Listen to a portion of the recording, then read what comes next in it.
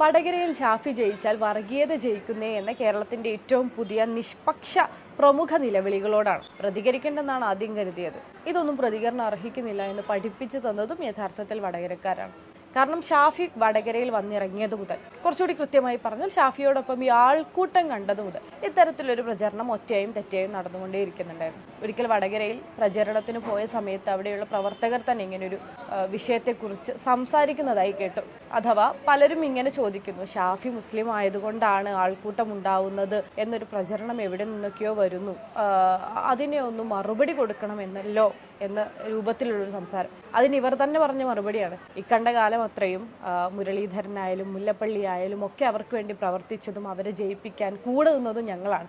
ഇത്രയും കാലം ഞങ്ങൾക്ക് തോന്നാത്തൊരു തോന്നലിനെ നിങ്ങൾ എവിടെ നിന്നോ ഉണ്ടാക്കി കൊണ്ടുവന്നിട്ട് അതിന് ഞങ്ങൾ പ്രതിരോധിക്കണം എന്ന് പറയുന്നതിന് സൗകര്യമില്ല. നിങ്ങളുടെ വൈകല്യമാണത്, നിങ്ങൾ തിരുത്തുക എന്നത്. ശരിയായി തോന്നിയത് ആ മറുപടിയാണ്. എങ്കിലും നിഷ്പക്ഷരെ നിങ്ങളോടാണ്. നിഷ്കളങ്കർ ഇപ്പോഴും അവശേഷിക്കുന്നു എന്നതുകൊണ്ട് സൂചിപ്പിക്കുകയാണ്. കേരളത്തിന്റെ പൊതുബോധ നിർമ്മിതിയിൽ ഇടതിനുള്ള പങ്ക്, അല്ലെങ്കിൽ ഈ സോക്കോൾഡ് ഇടതുപക്ഷത്തിനുള്ള പങ്ക് എല്ലാവർക്കും അറിയാവുന്നതാണ്. ദീപ നിശാന്തും സുനിൽ പിള്ളയുടെയും ഒക്കെ ആഘോഷിക്കപ്പെടുന്നത് ഇടതു പ്രൊഫൈലുകളായിട്ടല്ല, അതൊരു മുഖ്യധാര പൊതുബോധ നിർമ്മിതിയിൽ പങ്കുള്ളവരായിക്കൊണ്ടാണ്. ആ ബോധത്തെക്കുറിച്ച് അല്ലെങ്കിൽ ആ ഉത്തരവാദിത്വത്തെക്കുറിച്ച് നല്ല ബോധമുള്ളവരാണ് ഇവരൊക്കെ. എന്നാൽ യഥാർത്ഥത്തിൽ ഇവരൊക്കെ ഇടതുപക്ഷത്തിന്റെ സ്പോക്ക് പേഴ്സൺസ് ആണ്, അവരുടെ ഇടതുപക്ഷത്തിന്റെ നാവാണ്. ഇന്നലെ ദീപ നിശാന്തിൽ നിന്ന് വന്ന കുറേ ദിവസങ്ങളായി വടകരയിൽ ചെറുതായ രൂപത്തിൽ പലയിടത്തും ഒളിയമ്പുകളായി വന്ന തിരഞ്ഞെടുപ്പിന്റെ തലേന്നാൾ ഒരു ഫേക്ക് സ്ക്രീൻഷോട്ടായി വന്ന പച്ച വർഗീയത, അഥവാ സ്ക്രീൻഷോട്ടിന്റെ കാര്യം സൂചിപ്പിക്കേണ്ടല്ലോ. തിരഞ്ഞെടുപ്പിന് തൊട്ടു തലേ ദിവസം ലീഗുകാരെന്ന പേരിൽ ഒരു വാട്സാപ്പ് സ്ക്രീൻഷോട്ട് പുറത്തിറങ്ങുന്നു.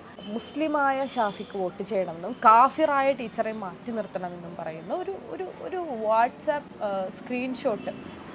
എത്ര അപകടകരമാണ് അതെന്ന് നോക്കൂ. തെരഞ്ഞെടുപ്പിന് തൊട്ട് തലേന്നാൾ പുറത്തിറക്കുന്ന ഒരു പ്രചരണം, ഇത് മുസ്ലിം അത് ഹിന്ദു, അവർക്ക് വോട്ട് ചെയ്യരുത് എന്ന ഈ പച്ച വർഗീയതയാണ്. ഇത് കേവലമായൊരു തിരഞ്ഞെടുപ്പ് വിജയത്തിന് വേണ്ടി പ്രയോഗിക്കുമ്പോൾ ഉണ്ടാവുന്ന അപകടം ചരിത്രത്തിലെമ്പാടും ഉണ്ടായിട്ടുണ്ടത്. ഇപ്പം ശ്രീലങ്കയിലെ ദശാബ്ദങ്ങൾ നീണ്ട ആഭ്യന്തര യുദ്ധത്തിന് വലിയ കാരണമാവുന്നത് എന്താ? ഒരു തിരഞ്ഞെടുപ്പിൽ വിജയിക്കാൻ വേണ്ടി സിംഹളർ ഉപയോഗിക്കുന്ന ഒരു തന്ത്രമാണ്. തമിഴരെ അടിച്ചൊതുക്കുന്നതിന് വേണ്ടി, അവരെ രണ്ടാം തരം പൗരന്മാരാക്കുന്നതിന് വേണ്ടി ഞങ്ങൾ ഇതാ ശ്രമിക്കുന്നു എന്ന വാഗ്ദാനം. ഇത്തരത്തിൽ മനുഷ്യരെ രണ്ടാക്കി തീർക്കുന്ന, മനുഷ്യരെ മതത്തിന്റെ പേരിൽ, ഈ വംശീയതയുടെ പേരിലൊക്കെ രണ്ടാക്കി തീർക്കുന്ന ഒരു തന്ത്രം കാലങ്ങളായി പ്രയോഗിച്ചു വരാറുണ്ട്. ആ പ്രയോഗം തന്നെയാണ് വടകരയിലും അവസാന നിമിഷത്തിൽ സഖാക്കൾ ഉപയോഗിച്ചത്. പറഞ്ഞതുപോലെ നല്ല വർഗീയതയാണത്. എനിക്ക് തോന്നുന്നു BJP ഒക്കെ എല്ലായ്പ്പോഴും ഉപയോഗിക്കാറുള്ള, ഇന്ത്യയിൽ നമ്മൾ സ്ഥിരമായി കണ്ടുവരാറുള്ള സ്ഥിരം തന്ത്രം. പക്ഷെ ഇവിടെ ഉപയോഗിക്കുന്നത് കേരളത്തിൽ അത് CPM ആണ്. വർഗീയതയെ എതിർക്കുന്നേ എന്ന് നിങ്ങൾ വലിയ അട്ടഹാസം ഉയർത്തുന്ന കാലത്ത് പോലും ചാപ്പ കുത്തിയ സംഘടനകളോടൊപ്പം UDF-നെ തോൽപ്പിക്കാൻ നിങ്ങൾ അധികാരത്തിൽ മുന്നണി ബന്ധം പങ്കുവച്ചത് എൻ്റെ പഞ്ചായത്തായ പറപ്പൂരിൽ പോലും ഞങ്ങൾ കണ്ടിട്ടുള്ളതാണെന്നേ. ഇവരുടെ പോലീസിൽ സംഘിക്കൂട്ടമുണ്ടെന്ന് നിങ്ങളുടെ നേതാവ് ആനി രാജ വന്ന് പറഞ്ഞാലും ന്യായീകരിക്കാൻ നിങ്ങൾക്ക് ഒരുപാട് കാരണങ്ങളുണ്ടെന്നേ. ശരിയാണ്, ഞങ്ങൾ BJP-യെയും RSS-നെയും നിശിതമായി വിമർശിക്കുന്ന ആളുകളാണ്. അങ്ങനെ തന്നെയാണ്. അവരാണ് ഒന്നാം നമ്പർ വർഗീയത എന്നും അവരാണ് ഇന്ത്യയെ ഇന്ന് കാണുന്ന വൃത്തികെട്ട സാഹചര്യങ്ങളിലേക്ക് നയിക്കുന്നത് എന്നും എല്ലായ്പ്പോഴും തുറന്നു പറയുന്ന ആളുകളാണ്. എന്ന് വെച്ച് നിങ്ങളുടെ വർഗീയത അല്ലാതെ ആവുന്നില്ല. നിങ്ങൾ ഉയർത്തുന്ന ഈ മുദ്രാവാക്യങ്ങൾ, നിങ്ങൾ മെല്ലെ കൊണ്ടുവരുന്ന ഈ സമവാക്യങ്ങൾ, നിങ്ങൾ മെല്ലെ ഇൻജക്റ്റ് ചെയ്തുകൊണ്ടിരിക്കുന്ന ഇപ്പോഴത്തെ അടക്കമുള്ള പ്രസ്താവനകൾ, അത് വർഗീയത അല്ലാതാവുന്നില്ല. അത് തുറന്നു കാണിക്കുക ഞങ്ങളുടെ കർത്തവ്യം തന്നെയാണ്. അതുകൊണ്ടാണ് ഈ നിഷ്കളങ്കർ അവശേഷിക്കുന്നു എന്നതുകൊണ്ട് തന്നെയാണ്. ഇതും വർഗീയത തന്നെയാണ്. ഈ CPM-ന്റെ വർഗീയതയെയും മലയാളികൾ അതിജീവിക്കുമെന്ന് മാത്രമാണ് ഓർമ്മിപ്പിക്കാനുള്ളത്.